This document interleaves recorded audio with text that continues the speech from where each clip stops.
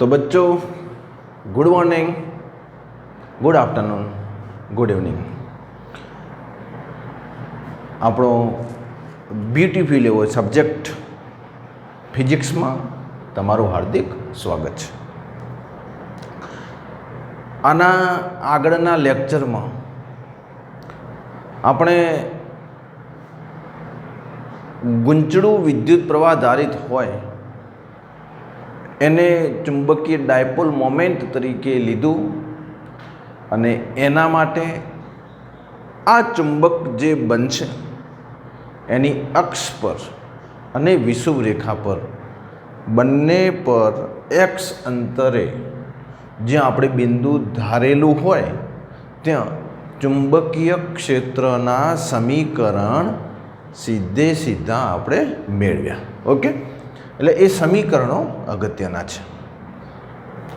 તો તમે જુઓ પહેલેથી કે આપણો ટોપિક, આપણે સૌથી પહેલાં ચુંબકીય ક્ષેત્ર લીધું, એના પછી ચુંબકીય બળ, એ ચુંબકીય બળ વિદ્યુત ભાર પર લાગે છે, સળિયા પર લાગે છે, ગુંચળા પર લાગ્યું તો એ ટોર્ક બની ગયું।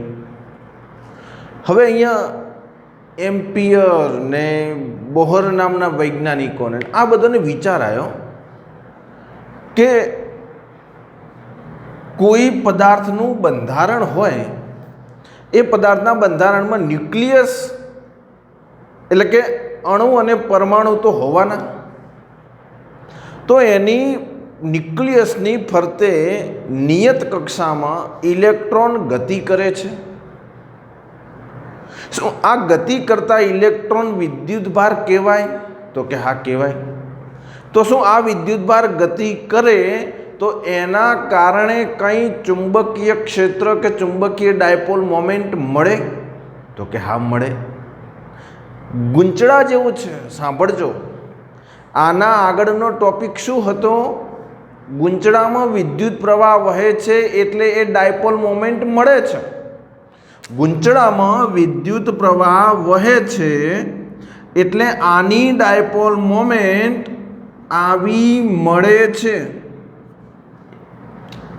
તો શું ન્યુક્લિયસ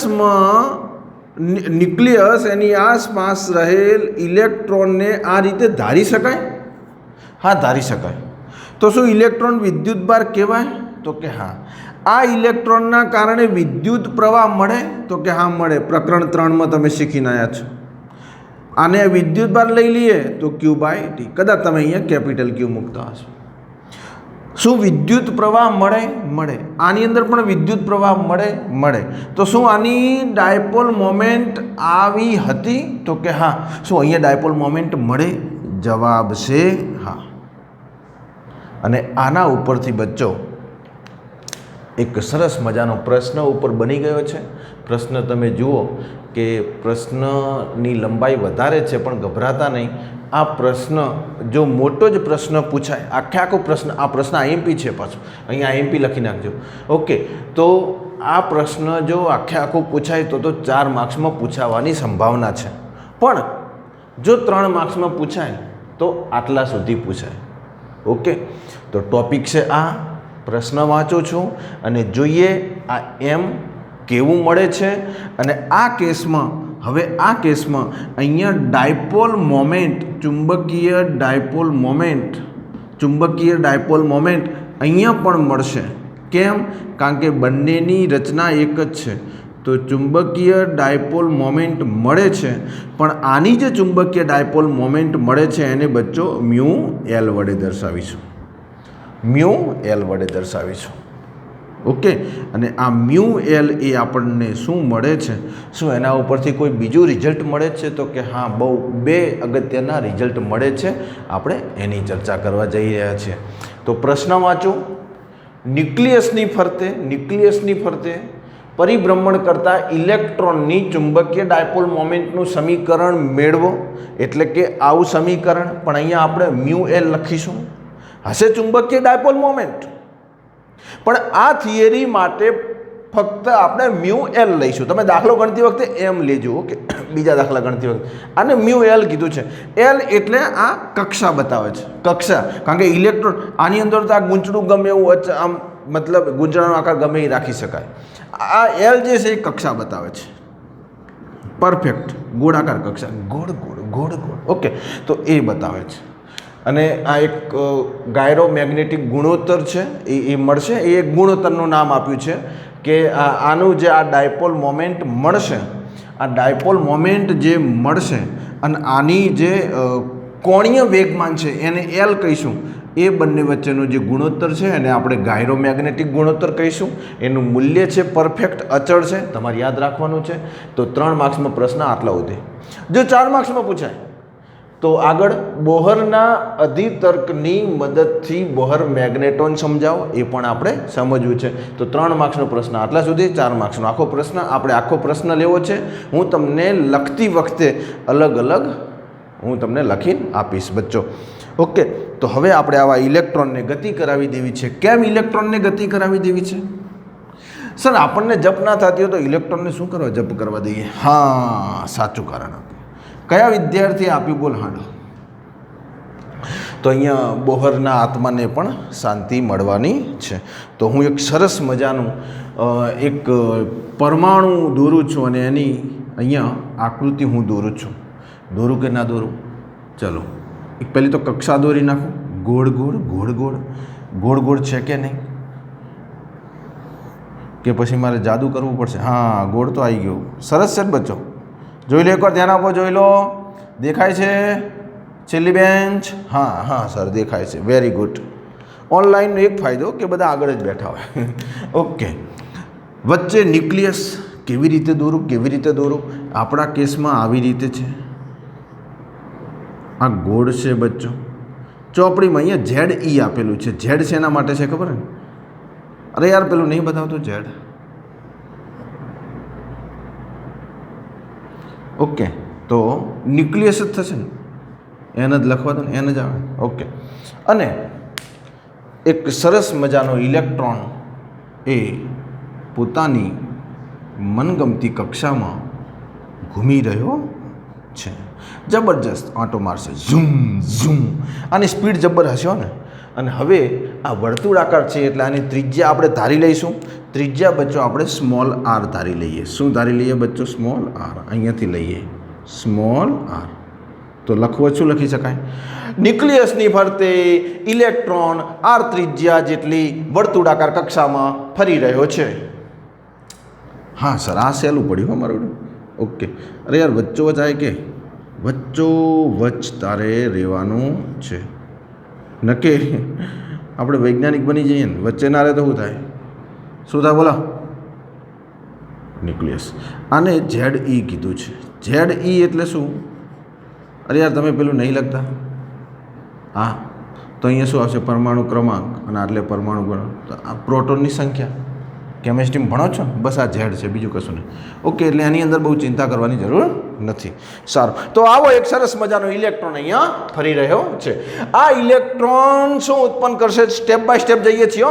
આપણે લેવાનું છે ડાયપોલ મોમેન્ટ, આપણે લેવાનું છે ડાયપોલ મોમેન્ટ, પણ અહીંયા હાલ આપણને ખબર નથી બચ્ચો. વિદ્યુત પ્રવાહ તો ઉત્પન્ન થશે.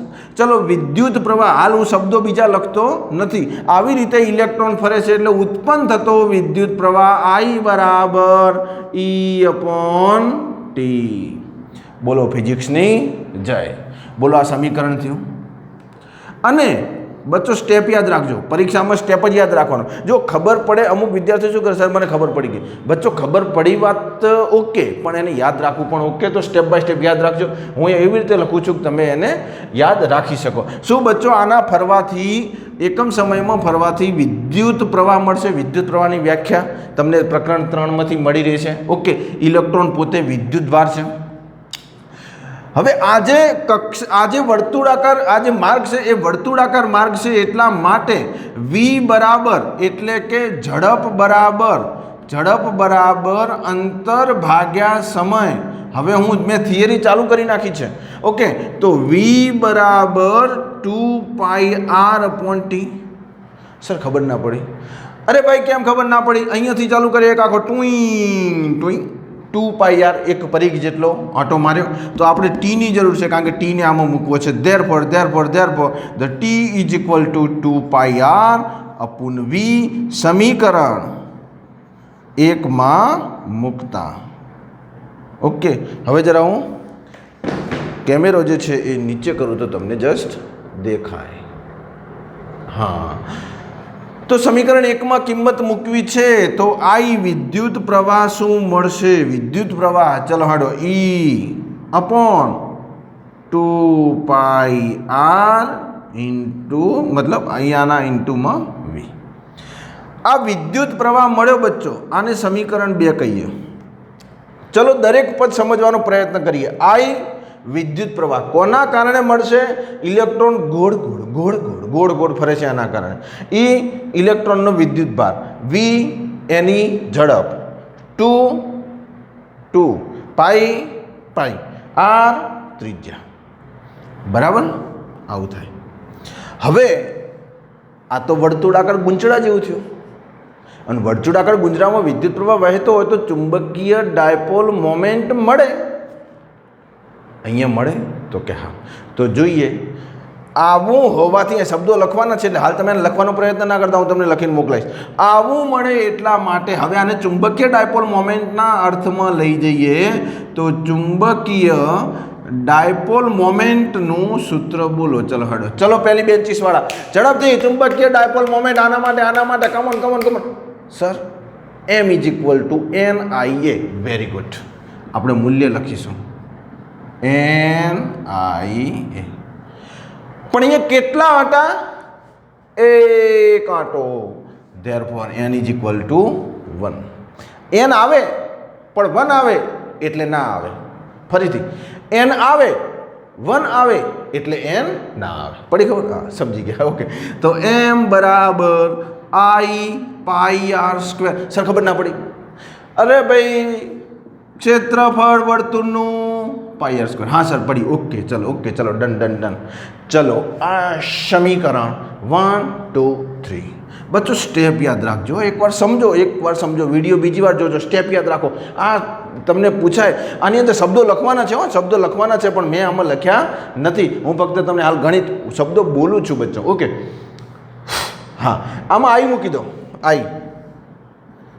સમીકરણ 2 માંથી I ની કિંમત અથવા I નું સૂત્ર મૂકતા. ચાલો એમ. હા, પણ આપણી જે ડાયપોલ મોમેન્ટ છે એ કક્ષીય ડાયપોલ મોમેન્ટ, એટલા માટે આને શું લેવાનું છે?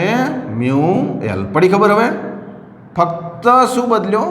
સંકેત બદલ્યો છે. ચિંતા ના કરો. કેમ બદલ્યો? ચોપડીમાં હતો એટલે આપણે બદલ્યો. ઓકે, સારું, ગુડ. μL. તો therefore the μL = I EV/2 pi R, EV/2 pi R અને પાઈ R². ચકલી ઉડે પ્રૂફ. Therefore EV/2. બચ્ચો શું મળ્યું? અરે સર, ચુંબકીય ડાયપોલ મોમેન્ટ મળી. કોના માટે ચુંબકીય? જો પેલું સૂત્ર IA, ચુંબકીય ડાયપોલ મોમેન્ટનું નવું સૂત્ર મળ્યું, જ્યાં E વિદ્યુતભાર, V ઝડપ, R ત્રિજ્યા 2. ઓકે, આ જે મળ્યું બચ્ચો એ ચુંબકીય, અહીંયા તમને દેખાતું નહીં પણ પ્રશ્ન છે, ચુંબકીય ડાયપોલ મોમેન્ટનું સમીકરણ છે. આ ચુંબકીય ડાયપોલ મોમેન્ટનું સમીકરણ મળી ગયું એટલે આપણો લગભગ પ્રશ્ન થોડો પૂરો થઈ ગયો. આવડશે? હવે છે ગાયરોમેગ્નેટિક ગુણોત્તર, રેશિયો. ગાયરોમેગ્નેટિક રેશિયો. ઓકે, અહીંયા સુધી ખ્યાલ તમને આવ્યો હશે બચ્ચો, આટલા સુધી તમને ખ્યાલ આવ્યો હશે. ગુડ. હવે આજે આપણને સમીકરણ મળ્યું. હવે શું? એટલે તમારી ડિક્શનરીમાં એક નવું સમીકરણ આવી ગયું, જે મળ્યું જ્યારે ઇલેક્ટ્રોન ન્યુક્લિયસની આજુબાજુ સરાઉન્ડિંગ ગતિ કરતો હોય ત્યારે એની ચુંબકીય ડાયપોલ મોમેન્ટનું સૂત્ર આ નહીં કે આ સૂત્ર. ઓકે, સારું. હવે ગાયરોમેગ્નેટિક, જો તમને ખબર ના પડે એ શું કરવાનું, પણ ગાયરોમેગ્નેટિક હોય એટલે આપણે લેવું છે કોણીય વેગમાન. હવે ઘણા વિદ્યાર્થીઓને કોણીય વેગમાન ખબર હશે, પોઝિટિવ જ લઈએ ને. ઓકે, ઘણા વિદ્યાર્થીઓને કોણીય વેગમાન ખબર હશે, અમુકને નહીં હોય. તો દરેક વિદ્યાર્થીઓ માટે હું પહેલાં કોણીય વેગમાન સમજાવી દઉં. તો કોણીય વેગમાનની સમજ અહીંયા જ આપું છું. એના પછી થિયરી આપણે આગળ વધારશું. તો થિયરીને આપણે કેવી કરી બચ્ચો? સ્ટોપ કરી. વિડીયો કેવો છે? કન્ટિન્યુ. થિયરી કેવી? સ્ટોપ. ઓકે, આને આપણે પ્લે કર્યું છે. શું કર્યું છે? શું પ્લે કર્યું? કોણીય વેગમાનની સમજ. સૌથી પહેલાં તો કોણીય વેગમાનને શેના વડે દર્શાવાય? એલ વડે. એલ વડે. આનું સમીકરણ આર ક્રોસ પી. કંઈ યાદ આવે છે ચાક ગતિમાં? ટોર્ક પછી આપણે લીધું હતું કોણીય વેગમાન આર ક્રોસ પી. સારું, આ ક્યારે હોય? જ્યારે પદાર્થ ગતિ કરતો હોય ત્યારે, વર્તુળાકાર કે ચાક ગતિ કરતો હોય ત્યારે. સારું, આ સમજાવું છું. હવે અહીંયા સદિશ ગુણાકાર છે એટલા માટે શું લખી શકાય? R P sine theta. તો આનું શું થઈ જશે બચ્ચો?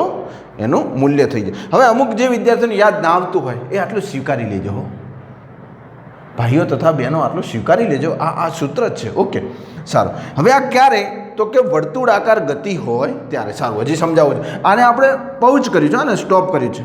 આ વર્તુળાકાર ગતિ, અહીંયા કેન્દ્ર, આટલે કોઈ પદાર્થ પથ્થર બાંધ્યો છે, તમે ખબર, દોરીને પથ્થર બાંધી ઝૂમ ઝૂમ ઝૂમ ફેરવો છો, બસ એની વાત છે. આવી રીતે ધારો કે ગતિ કરે છે. આ પથ્થર આવી રીતે ગતિ કરે છે. તો પથ્થરની આ દોરીની આ જે વર્તુળાકાર માર્ગ બનશે એની ત્રિજ્યા કેટલી? આર. એટલે આર મળી. સારું, આ દિશામાં ગતિ કરે તો આ દિશામાં એની શું હશે? ઝડપ.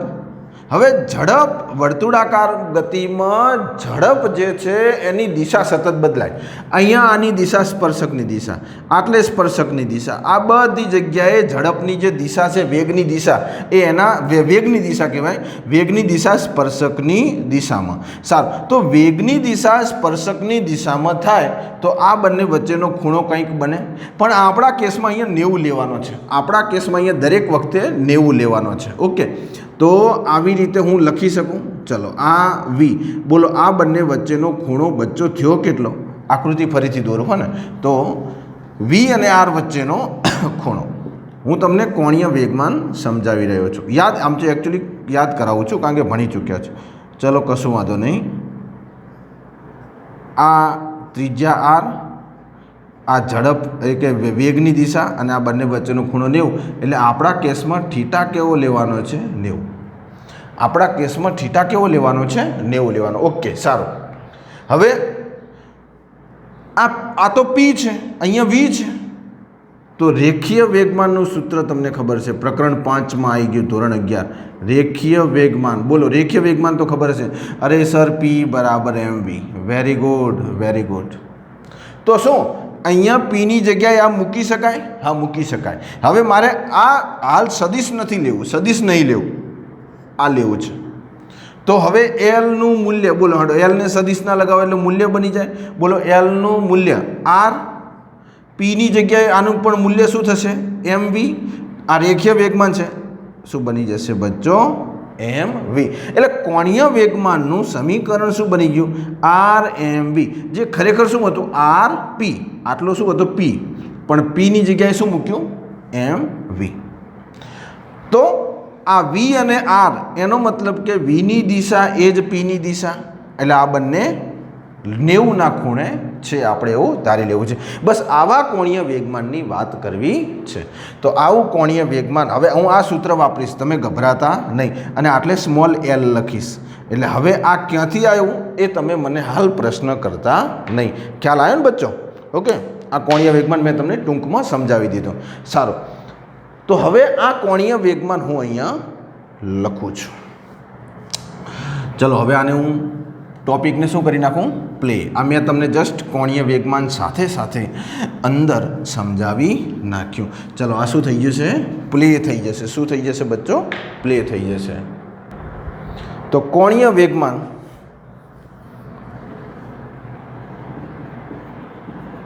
કોણીય વેગમાન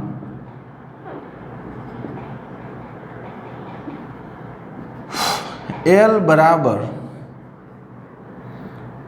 આરપી એટલે આર એમ વી. આને આપણે આવી રીતે લખશું. પણ આ ગતિ કોણ કરે છે? ઇલેક્ટ્રોન. અહીંયા બીજું કોઈ હોય નહીં, અહીંયા બીજું કોઈ હોય નહીં, એટલા માટે દળ પણ કોનું હોય બચ્ચો? ઇલેક્ટ્રોનનું દળ હોય. સારું, હવે આ બંનેનો ગુણોત્તર લેવો છે. પણ આને કશુંક ધાકધેમ કરીએ કે મ્યુ એલની અંદર એવું કંઈક કરીએ કે એલ સમાઈ જાય. ફરીથી આ યાદ રાખજો, પરીક્ષામાં ભૂલી જવાશે. મ્યુ એલ એટલે કે સમીકરણ 4માં એવું કંઈક કરીએ કે આ જે છે આને જે બધા ભૌતિક રાશિ છે એ આની અંદર આવી જાય. તો ચલો વિચારવા માંડો. આમાં આર છે, આમાં હોવો જોઈએ, હા છે. આમાં વી છે તો હોવો જોઈએ, વી છે. આમાં એમ ઈ છે, આમાં હોવો જોઈએ, આમાં નથી. તો કશું વાંધો નહીં, એમ ઈ વડે ગુણીએ, એમ ઈ વડે ભાગીએ. ઓકે, તો સમીકરણ 4 ના ની જમણી બાજુ એમ ઈ વડે ગુણી અને ટુકડા કરતા ભાગતા. ઓકે, તો mu L is equal to M V R M E upon ટુમી કે ટોમી થઈ ગયું. ઉડાડતા નહીં હો, પાછું આવી જશે. અમુક વિદ્યાર્થી ઉડાડી જાય, ફાટ મજા આવે ઉડાડવા, પણ ઉડાડવા નહીં, લાયા તો છીએ, હતું જ નહીં. ઓકે, હવે જુઓ, આર એમ ઈ વીની જગ્યાએ શું લખી શકાય? મસ્ત રૂપાળું એલ. માટે મ્યુ એલ બરાબર ઈ એલ અપોન 2me. અને ગાયરોમેગ્નેટિક ગુણોત્તર એટલે કે મ્યુ એલ અને આ એલ નો ગુણોત્તર. તો સામે શું વધશે? ઈ અપોન 2me. બચ્ચો, આ જે સમીકરણ મળ્યું, આ સમીકરણને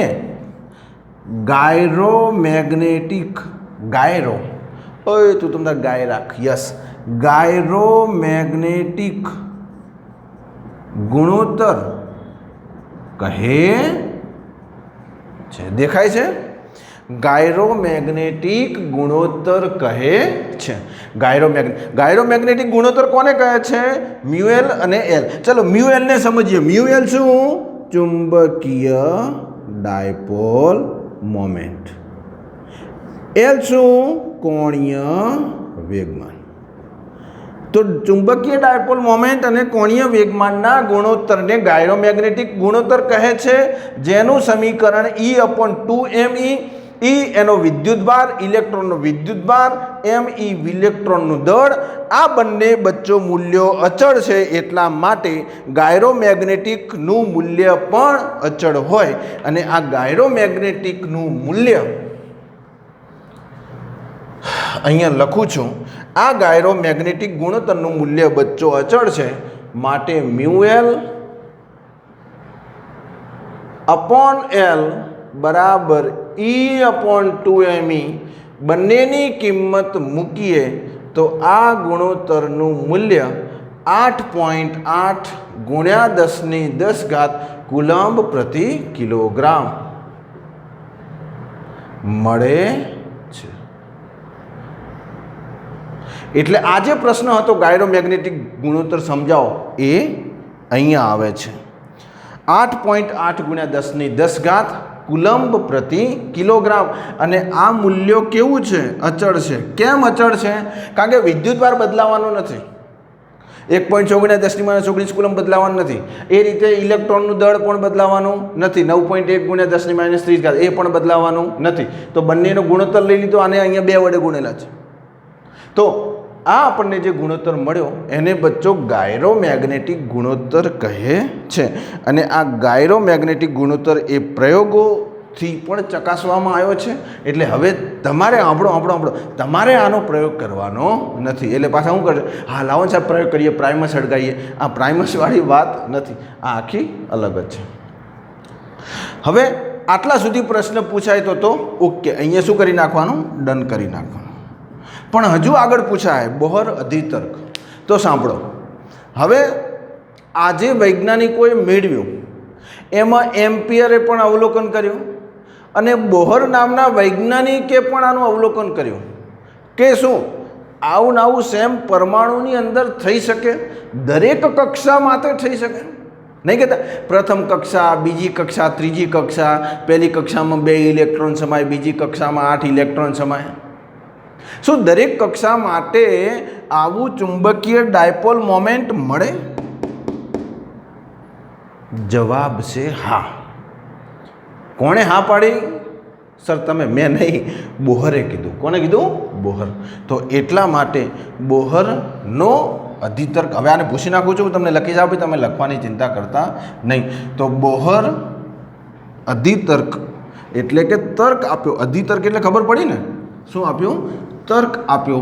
એને એવું સ્ટેટમેન્ટ આપ્યું કે આ કક્ષા માટે ચુંબકીય ડાયપોલ મોમેન્ટ મળે છે. તો બોહરનો અધિતર્ક આની સાથે જ લઈ લઈએ આપણે, બરાબર? બોહરનો અધિતર્ક, અને બોહરના અધિતર્ક એને પોતે કોણીય વેગમાનથી, જો આપણે જે ભણીએ ને એ ટોપિક આખી થિયરીના વચ્ચે વચ્ચે ટોપિક ઉઠાવીએ એટલે આ બધા અમુક વાર આખા નવા સ્ટેપ આવે છે, નવું આખું ટોપિક આવે, એ એનું કારણે આવે છે. ઓકે, તો બોહરે આ શું કીધું કે ભાઈ, બોહરે એવું કીધું કે આનું જે કોણીય વેગમાન મળે છે, આ જે કોણીય વેગમાન મળે છે, કયું? RMV. આ કોણીય વેગમાન એ જ્યારે ઇલેક્ટ્રોન અલગ અલગ કક્ષામાં ગતિ કરતા હશે તો એ આવું મળશે. આ સ્વીકારી લેવાનું છે. h/2π જેટલું, જ્યાં h એ શું છે બચ્ચો? પ્લાન્ક અચળાંક. એટલે પ્લાન્ક પણ વૈજ્ઞાનિક, આના પણ આત્માને આજે શાંતિ મળવાની છે. તો પ્લાન્ક અચળાંક. તો કઈ કક્ષા માટે સાચું? દરેક કક્ષા માટે સાચું. એટલા માટે અહીંયા શું લગાવી દીધું? n. અને n બરાબર 1 2 3 કક્ષા માટે આવું કોણીય વેગમાન મળે. હાલ વાત કરીને કે ઇલેક્ટ્રોન ફરે તો એની સાથે આ તમે ચુંબકીય ડાયપોલ મોમેન્ટને બધું કહો છો, તો આ ખરેખર પરમાણુ માટે સાચું છે? તો કે હા, સાચું છે. તો પરમાણુની અંદર જે હોય, અણુ જે હોય, એની અંદર વિવિધ કક્ષા હોય, તો વિવિધ કક્ષા માટે પણ આ સાચું છે? તો કે સાચું છે. કોણે કીધું? બોહરે કીધું. આવું અધિતર્ક પોતે આવું રજૂ કર્યું કે ખરેખર આવું હોય, તમારે ખોટું પાડવું હોય તો પાડો, ને કે પછી ભણો. ઓકે, તો L બરાબર NH/2π. NH/2π. હવે આને ચુંબકીય ડાયપોલ મોમેન્ટ સાથે કોઈ લેવા દેવા છે? તો કે હા. તો હવે ચુંબકીય ડાયપોલ મોમેન્ટ લખું, અને ચુંબકીય ડાયપોલ મોમેન્ટ, આ ચુંબકીય ડાયપોલ મોમેન્ટ જેમાં L આવતું હોય તો એવું સમીકરણ કયું હતું? યાદ કરો, ગાયરોમેગ્નેટિક રેશિયો E/2me યાદ રહી જશે, ઇન્ટુ L. આ L હતો અહીંયા કોણીય વેગમાનનો, એ મેં અહીંયા લગાવી દીધો. હવે L ની જે કિંમત છે અહીંયા મૂકી દઈએ તો E/2me તો રહેશે જ, અને L ની જગ્યાએ શું લગાવશો? NH. આ N અને H માં ખબર પડે ને, આનું પાંખ્યું મોટું કરું. Okay, NH/2π. તો હવે આનું સાદુરૂપ આપીએ તો શું બને મને કોને? તો કે NHE/4πme.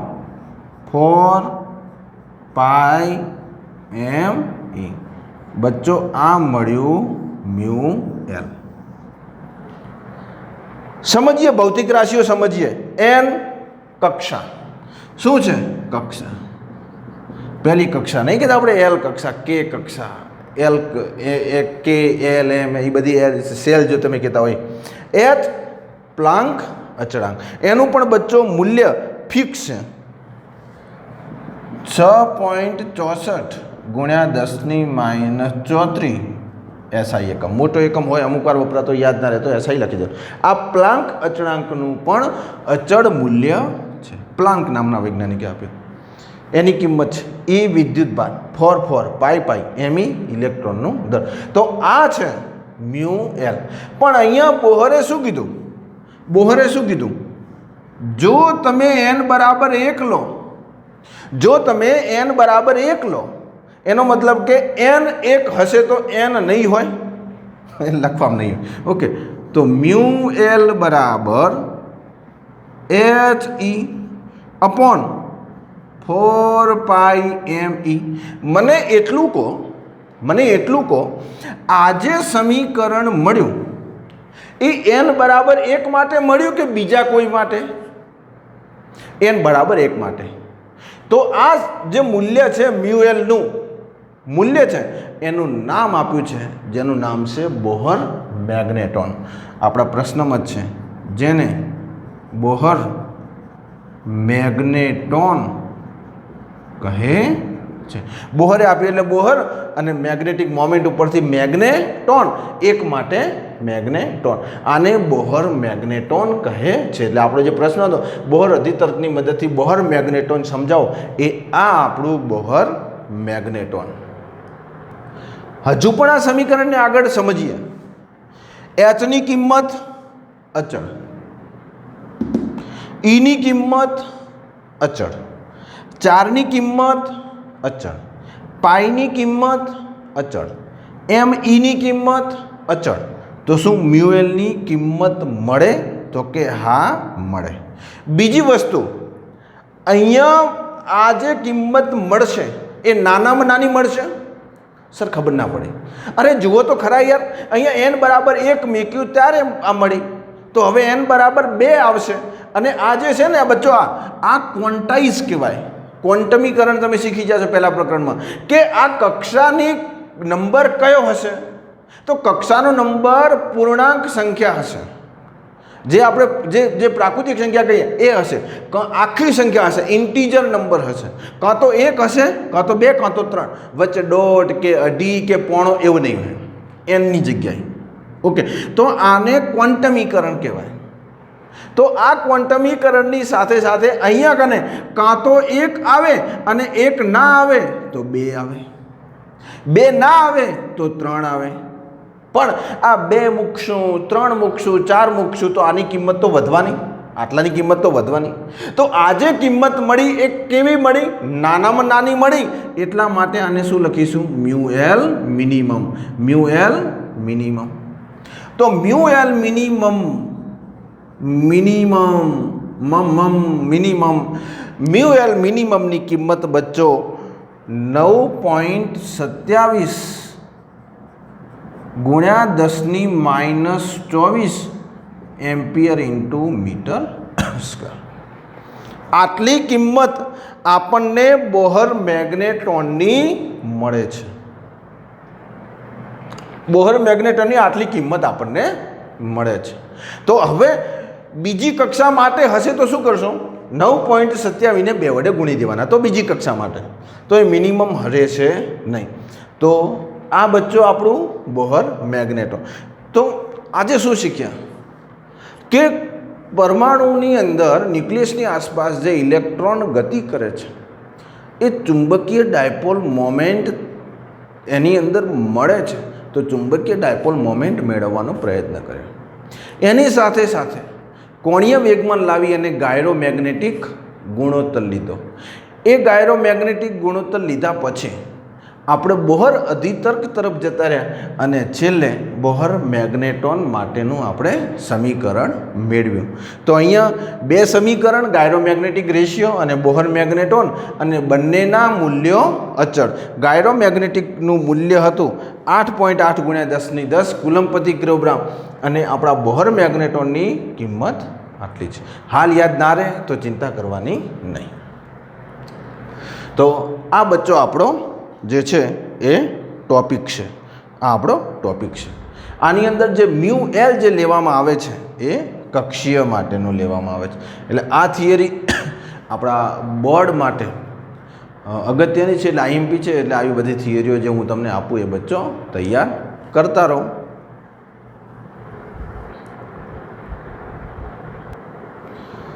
તો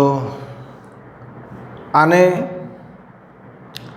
કક્ષીય ચુંબકીય ડાયપોલ મોમેન્ટ પણ કહે છે, અને આના પછી ઇલેક્ટ્રોન એ પોતે સ્પિન ભ્રમણ પણ કરે છે અને એની બધી પણ ચુંબકીય ડાયપોલ મોમેન્ટ છે, પણ એ આપણે આપણા ટૉપિકમાં અહીંયા સિલેબસમાં લેવાની નથી.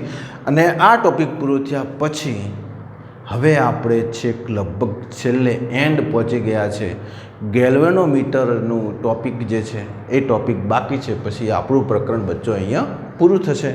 તો ત્યાં સુધી બચ્ચો મળતા રહીએ, તમે શીખતા રહો અને વગર જોતા ઘરની બહાર નીકળવાનું નથી અને આપણી જાતને પણ સંભાળવાની છે અને આપણા કુટુંબને પણ સંભાળવાનું છે બચ્ચો. ત્યાં સુધી સાવધાન રહેજો, ભણતા રહેજો. Okay, Tata, bye bye.